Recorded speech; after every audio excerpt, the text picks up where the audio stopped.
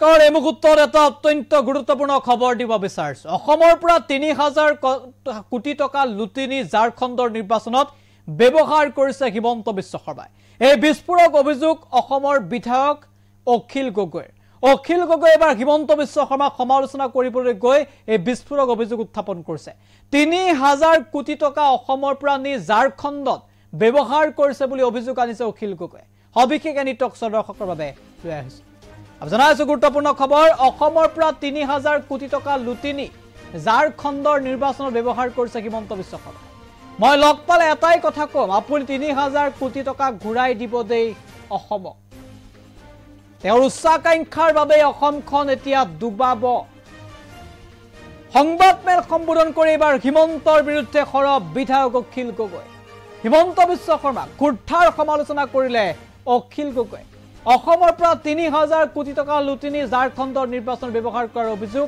অখিলৰ এই মুহূৰ্তত অখিল গগৈৰ মন্তব্য আছে আগবঢ়াইছে হিমন্ত বিশ্ব শৰ্মাই এইবাৰ প্ৰথমবাৰৰ কাৰণে তেওঁ এজন দিল্লীৰ নেশ্যনেল বিজেপিৰ পৰা তেওঁ ঝাৰখণ্ডৰ নিৰ্বাচনৰ ইনচাৰ্জৰ দায়িত্ব লাভ কৰিছে ঝাৰখণ্ডৰ ইনচাৰ্জৰ দায়িত্ব লাভ কৰি অসমৰ পৰা ৩০০০ কোটি টকাতকৈ বেছি টকা লুটি লৈ গৈ ঝাৰখণ্ডৰ ইলেকশ্যনত লগালে বুলি খবৰ পাইছোঁ 3000 ৰুপিজতকৈ বেছি টকা অসমৰ পৰা নি ঝাৰখণ্ডৰ ইলেকশ্যনত হিমন্তই লগালে ৩০০০ কোটি টকা অসমৰ পৰা লুটি নি চিণ্ডিকেটৰ টকা গোটেই ভাৰতবৰ্ষত অসমৰ নাম ডুবাই পেলাইছে আকৌ তাতো গৈ হিন্দু মুছলমান ঝাৰখণ্ডত যে হিমন্ত বিশ্ব শৰ্মাক মানে মোদী ডাঙৰীয়া আৰু অমিত শ্বাহ ডাঙৰীয়াই মানে হেৰিয়াৰ বিপৰীতে ব্যৱহাৰ কৰে উত্তৰ প্ৰদেশৰ যোগী আদিত্যনাথৰ এগেইনষ্ট যোগী আদিত্যনাথে যেহেতু মোদী আৰু অমিত শ্বাহক চ্যালেঞ্জ কৰাৰ সম্ভাৱনা আছে আৰএছএছৰ সাপোৰ্ট আছে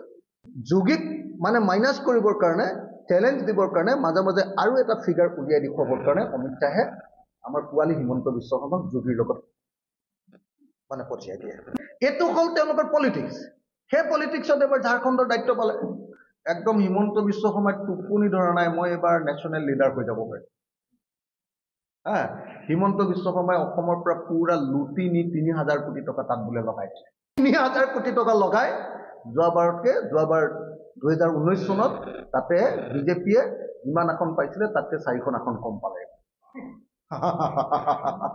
2019ৰ ইলেকশ্যনত 34% পাইছিলে এবাৰ 33% পালে বুজিছে নহয় আমাৰ পুৱালি হিমন্তই গোটেই অসমৰ টকা লুটি নি ঝাৰখণ্ডত কি উলিয়াইছিলে জানে নাই ঘুচপেটিয়া উলিয়াইছিলে তাত এই যে আমাৰ ইয়াত যে উলিয়াই কি আপোনাৰ লাভ জেহাদ আমাৰ ইয়াৰ পৰা যে উলিয়াই যে মুছলমানে আমাৰ চব খাই পেলালে কি বুলি উলিয়াই ৰুটি বেটি আৰু মাটি এইটো মুছলমানে লৈ ল'লে বুলি উলিয়াইছিলে সকলোৱে জানে যে ঝাৰখণ্ডৰ লগত কোনো মানে বাংলাদেশৰ কোনো ডাইৰেক্ট কানেকশ্যন নাই আৰু যদি ইমান দূৰ আহিব পাৰিছে চেণ্ট্ৰেল গভৰ্ণমেণ্টৰে এইটো হেৰি 2 নম্বৰী হয় নে নহয় এইটোতো ফেইলাৰ তো তেওঁ উলিয়াই দিলে যে ঘুচপেটিয়া বিশেষকৈ উলিয়াই দিলে যে তাৰ যিখিনি ট্ৰাইবেল এৰিয়া আদিবাসী এৰিয়া সান্থাল পৰগনা বুলি কয় সান্থাল পৰগনা এৰিয়াত গোটেই বাংলাদেশী সোমাই আমাৰ গোটেই বিজনেছ লৈ ল'লে বুলি ক'লে মাটি লৈ লৈছে অথচ সকলোৱে জানে যে সান্থাল পৰগনাত বাহিৰৰ পৰা যোৱা পৃথিৱীৰ কোনো মানুহে এক কথা মাটিও কিনিব নোৱাৰে হিমন্ত উলিয়াই দিলে যে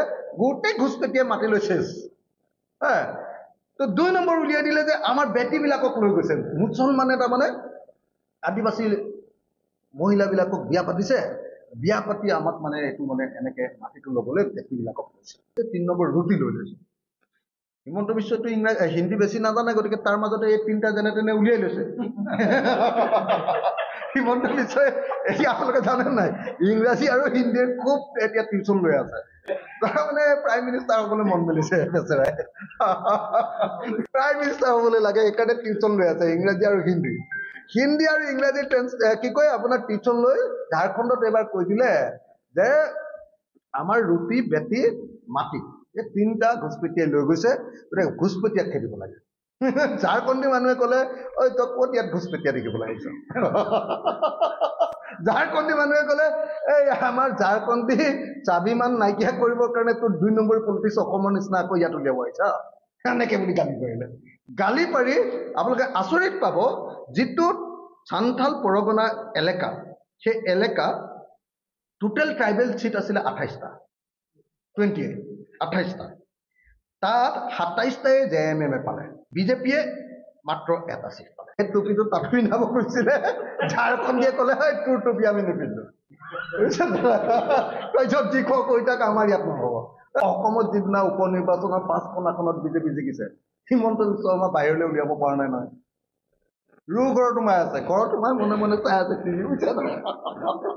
আপোনালোকে যিদিনা হিমন্ত বিশ্ব শৰ্মা অসমত 5খন আসনত জিকিছে উপ নিৰ্বাচনত, সেইদিনা কোনো টিভি ওচৰলৈ অহা দেখিছিলে নেকি আপোনালোকে? লুকাই আছে। কেলে? তাৰ আগতে খবৰ দি থৈছিলে, চব নেশ্যনেল টিভি আহিবি, মই আজি ফাটাই দিম বুলি কৈছিলে। ঝাৰখণ্ডত মই চৰকাৰ কৰিম, মই আজিৰ পৰা নেশ্যনেল লিডাৰ। বুজিছেনে নাই? যেতিয়া হাৰি গ'ল ঝাৰখণ্ডত, বেয়াকে লাট খালে, বেয়াকে ঝাৰখণ্ডী মানুহে ভোট দি দিলে, আদিবাসী মানুহে, এতিয়া কি কৰিলে? হিমন্ত বিশ্ব শৰ্মা নাইকিয়া হ'ল। নেশ্যনেল টিভি বিলাকে ছাৰ আপুনি মাতিছিলে, আমি যাব লাগে এই ফোন চোন নধৰে। লাষ্টত উপায় নাপায় কোনোবাই প্ৰশ্ন সুধিব বুলি ভাবি ফেচবুক লাইভ এটা কৰিছে। ফেচবুক লাইভ মানে বেলেগৰ ওপৰত কৈছে, ঝাৰখণ্ডৰ ওপৰত এতিয়ালৈকে কৰাই নাই। এই যে ঘোষপেটীয়া ৰুটি বেটি মাটি, এই যে ন্যায় অসমখন খালে, এই পলিটিক্সটো নি তেওঁ তাত লগাব কৈছে। অকল এইটোৱে নহয়, আমাৰ ইয়াত 1250 টকীয়া অৰুণোদয়টো সেইটোও নি তাত লগাইছিলেগে। কাম নিদিলে তেওঁৰ কামকেইটাই। অসমৰ খালি 3000 কোটি টকা গ'ল। মই খালি লগ পালে এতিয়া এটাই কথা ক'বলৈ, 3000 কোটি টকা আপুনি ঘূৰাই দিব দেই অসম। এইটোৱে মই ক'ব লাগে। এই মানুহটোৱে অসমখন ডুবাব এতিয়া। গোটেই তেওঁ উচ্চাকাংক্ষাৰ কাৰণে গোটেই পইচা গাল নি দিল্লীত ঢালি আছে। মই কেনেবাকে চেণ্ট্ৰেল মিনিষ্টাৰ হওঁ নেকি, মই কেনেবাকে গৃহমন্ত্ৰী হওঁ নেকি, মই কোনোবা এদিন পাৰিম নেকি প্ৰাইম মিনিষ্টাৰ হ'ব। এই সপোনত এতিয়া অসমখন লুটি লুটি চব পইচা নি এখনকৈ দিল্লীত দি আছে। সংবাদ মাধ্যমে সদায় কৈ থাকে যে হিমন্ত বিশ্ব শৰ্মা চাণক্য, অসমৰ ভাৰতৰ চাণক্য। আপোনালোকৰ চাণক্য ফেইল। এই ফেইল কথাটো আপোনালোকে ক'তো টিভিত নুলিয়াই। জিকা হ'লেতো আপোনালোকে ইমান ডাঙৰ ডাঙৰকে উলিয়ালেহেঁতেন। গোটেই পেপাৰখনৰ 1 নম্বৰ নিউজটো আমাৰ 5টা চিটত বিজেপি জিকিলে বুলি নোলালেহেঁতেন। গোটেইটো অকল ঝাৰখণ্ডত হিমন্ত বিশ্ব শৰ্মাৰ চমক বুলিহে আপোনালোকে দিলেহেঁতেন। বুজিছেনে নাই? আপোনালোকেতো এটাও নিউজ নোলালে যে ঝাৰখণ্ডত হিমন্ত বিশ্ব বেয়াকে ফেইল কৰিলে। ঝাৰখণ্ডতো হিমন্ত বিশ্ব শৰ্মা একদম বেয়াকে লাজ পাই আহিলে। ঝাৰখণ্ডতো হিমন্ত বিশ্ব, মই শুনা মতে হিমন্ত বিশ্ব একদিন পুৰা কান্দিছে ঝাৰখণ্ডত ফেইল হোৱাৰ কাৰণে। মই প্ৰাইম মিনিষ্টাৰ হ'ব নোৱাৰিম নেকি, নোৱাৰিম নেকি। গম পাইছে নাই? আমাৰতো এইবিলাক উচ্চাকাংক্ষা নাই। আমাক কান্দিবলৈও নাই, পাবলৈও নাই। তেওঁ মিছামিছিকে ক'ত এটা এইটো আকাশত চাং পাতি প্ৰধানমন্ত্ৰী হ'বলৈ গৈছে। বুজিছেনে নাই? আমাৰ অসমীয়া মানুহ, আমি হিন্দীয়ে ভালকে ক'ব নোৱাৰো, প্ৰাইম মিনিষ্টাৰ হ'বলৈ গৈছে বেচেৰাই। গোটেই টকাগাল অসমৰ নি নষ্ট কৰি পেলালে, 3000 কোটি টকা। এই হিমন্ত বিশ্ব শৰ্মা যে ফেইল হ'ল, তেওঁ যে চাণক্য বুদ্ধিয়ে কাম নিদিলে, তেওঁ যে 2 নম্বৰী মাল, ঝাৰখণ্ডৰ মানুহে যে উলিয়াই দিলে। আমাৰ অসমীয়া কেইটাৰ ওপৰত এনেই দাদাগিৰি তেওঁৰ যে ঝাৰখণ্ডৰ মানুহে লাভ খেদন দিলে। এতিয়া ঝাৰখণ্ডলৈ নাযাব চাগে, নেশ্যনেল লিডাৰ বা পাতি গ'ল। হিমন্ত বিশ্ব শৰ্মা আৰু বিজেপিক অসমৰ খিলঞ্জীয়া মানুহে ইতিমধ্যে এৰি দিছে।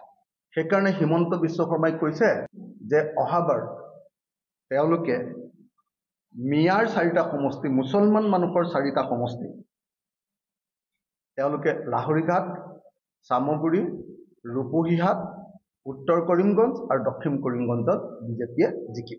3 দিনৰ আগলৈকে কৈছিলে যে মিয়াৰ ভোট নালাগে। আজি 2 দিনৰ আগত কৈছিলে মুছলমানে ভোট দিলেও নালাগে বুলি কৈছিল। এতিয়া হিমন্ত বিশ্বৰ অৱস্থাটো এনেকুৱা হৈছে ৰাজনৈতিকভাৱে যে তেওঁক অসমৰ খিলঞ্জীয়া মানুহে আৰু ভোট নিদিয়ে। আমি উজনিৰ পৰা খেদি দিলোঁ, আপোনালোকে জানে চাগে। মুঠতে অসমৰ খিলঞ্জীয়া মানুহে এইবাৰ বিহালীত আপোনালোকে দেখিছে, বিহালীত অসমৰ খিলঞ্জীয়া মানুহে কংগ্ৰেছক ভোট দিছে। বিহালীত অসমৰ অসমীয়াভাষী লোকসকলে যিখিনি তেওঁলোকে কৈ থাকে খিলঞ্জীয়া অসমীয়া, যিসকল অসমীয়াভাষী লোক আছিলে তেওঁলোকে বিহালীত বিজেপিক ভোট দিয়ে। অসমীয়াভাষী লোক, ভাষিক অসমীয়াবিলাক। আনকি আমি এবাৰ দেখিবলৈ পালোঁ যে চামগুৰি বিধানসভা সমষ্টিত অসমীয়া ভাষী লোকবিলাকে কংগ্ৰেছক দিছে আৰু মিয়া মানুহবিলাকে ভোট দিছে। কৰিমগঞ্জততো মুছলিম জনসংখ্যা বেছি আছিলে, কেনেকৈ জিকিলে তাত? চাচা মামাই লগ লাগিহে জিকিলে নহয় জানো? চাচা মামাই লগ লাগিলে যে AIDFৰ গোটেই ভোটটো ট্ৰেন্সফাৰ কৰি দিলে নম্বৰ 1। নম্বৰ 2 ক'লে যে মুছলিম ভোট যদি নিদিয়ক চবকে এভিকশ্যন কৰি দিম। এই দুটা দাদাগিৰি কৰিয়ে জিকিলে না, এই দুটা কৰিয়ে জিকিলে। গতিকে আজিৰ দিনটোত এটা কথা খাটাং যে অসমৰ খিলঞ্জীয়া মানুহে হিমন্ত বিশ্ব শৰ্মাক এৰিছে, বিজেপিক এৰিছে, গম পাই গৈছে যে ইটো কাৰো বন্ধু নহয়, হিমন্ত বিশ্ব শৰ্মা কাৰো বন্ধু নহয়, এটা সাপ যাকে তাকে যেতিয়া খুটি দিব পাৰে, অকল মানুহৰ স্বাৰ্থত ব্যৱহাৰ কৰে, নিজৰ স্বাৰ্থত মানুহক ব্যৱহাৰ কৰে, কাম কাৰো নকৰে। না 6 জনগোষ্ঠীৰ জনজাতিকৰণ কৰিলে, না আদিবাসীক জনজাতিকৰণ কৰিলে, না আহোমক জনজাতিকৰণ কৰিলে, না চুতীয়াক জনজাতিকৰণ কৰিলে, অসমৰ খিলঞ্জীয়া মানুহ কাকো নকৰিলে। না যিবিলাক জনজাতি আছিলে তেওঁলোকক 6 শিডিউল দিলে। তেওঁলোকে কৈ থাকে না, বিজেপিয়ে কৈছিলে না নাই, মিচিঙক আমি 6 শিডিউল দিম বুলি কৈছিলে, দিলে নেকি? তিৱাক 6 শিডিউল, ৰাভাক 6 শিডিউল দিম বুলি কৈছিলে, দিলে নেকি? বিজেপি আজিৰ দিনটোত লাহে লাহে মিয়াৰ দললৈ পৰিণত হৈছে, মুছলমানৰ দললৈ পৰিণত হৈছে। আৰু সেইকাৰণে বিজেপিৰ ভিতৰত থকা RSSৰ যিবিলাক ছাপোৰ্টাৰ, সিহঁতি লাহে লাহে ভয় খাইছে। কংগ্ৰেছে যেনেকে মুছলমানৰ তোষণ কৰিছিলে, এতিয়া হিমন্তই লাহে লাহে মুছলমান তোষণ কৰিব নেকি? কাৰণ হিমন্তটোতো এইটো অভ্যাস আছেই, যিফালে এনেকে যায় সেইফালে তোষণ কৰি দিয়া, হয় নে নহয়? গতিকে এতিয়াতো বিজেপিয়ে বিৰাট ভয় খাইছে। বিজেপি RSSৰ যিখিনি পুৰণা মানুহ, তেওঁলোকেতো সাংঘাতিক ভয় খাইছে। এটা বস্তু খাটাং, যোৱা যিটো উপনিৰ্বাচন, এইটো প্ৰমাণ কৰি দিলে, যদিও বিজেপি জিকিছে, কিন্তু এটা বস্তু খাটাং হৈ গ'ল যে বিজেপিৰ হৰাৰ সকলো ব্যৱস্থা আছিলে, মাত্ৰ আমাৰ অপজিশ্যনৰ মাজত ইউনিটি নোহোৱাৰ কাৰণে আমি হাৰিলোঁ, কংগ্ৰেছৰ অহংকাৰৰ কাৰণে কেৱল আমি হাৰিলোঁ। কিন্তু এটা বস্তু খাটাং, অসমৰ খিলঞ্জীয়া মানুহে এবাৰ বিজেপিক ভোট দিয়া নাই, অসমীয়া ভাষী মানুহে এবাৰ বিজেপিক ভোট দিয়া নাই। আনকি বৰাক উপত্যকালৈ আহি মই নিজে গম পালোঁ, ধলাই সমষ্টিততো মানে বিদেশী এজনকে ইয়াতে মানে ইলেকশ্যনত উঠাইছে। কাৰণ যে ভোট কেনেকৈ পালে কংগ্ৰেছৰ কেণ্ডিডেটজন, বিজেপিয়ে যিজনক উঠাইছে সেইজন হ'ল মানে বাংলাদেশ। আৰে আমি বাংলাদেশত কিয় ভোট দিম বুলি কৈছে মোক বাঙালী মানুহে।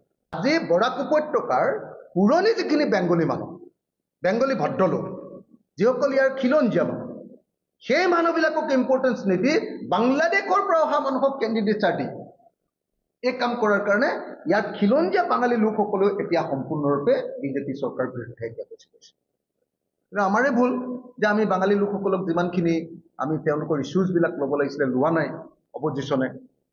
আমি ভাবি আছিলোঁ যে বিজেপিয়ে গোটেইখিনি বাঙালী লৈ ল'লে, ইয়ালৈ আহিয়ে গম পাইছোঁ বাঙালী মানুহ পুৰা বেয়া পায় বিজেপি, বিদেশীক ইয়াতে নাগৰিক কি কয় আপোনাৰ ইলেকশ্যন খেলাইছে, আৰু সেইকাৰণে মাত্ৰ 9,000 ভোটতে জিকিলে এইবাৰ না।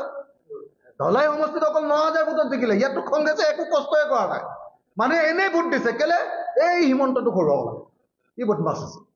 আহি এটা কথা অন্তত বুজি পালোঁ বৰাকলৈ আহি, যে বিজেপিৰ প্ৰতি বৰাকৰ মানুহৰ, বাঙালী মানুহৰ কোনো ভাল ভাৱ নাই। বিজেপিয়ে বৰাক উপত্যকাত অকল নিজৰ কালেক্টৰ ৰাখিছে আৰু বৰাক উপত্যকাক অকল লুণ্ঠন কৰিছে।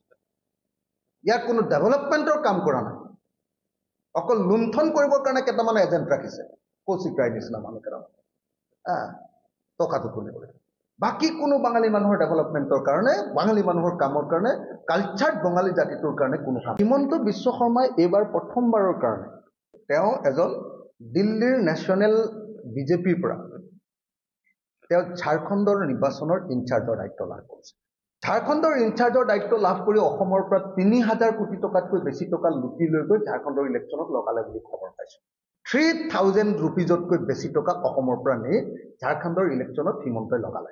3,000 কোটি টকা অসমৰ পৰা লুটি নি চিণ্ডিকেটৰ টকা গোটেই ভাৰতবৰ্ষত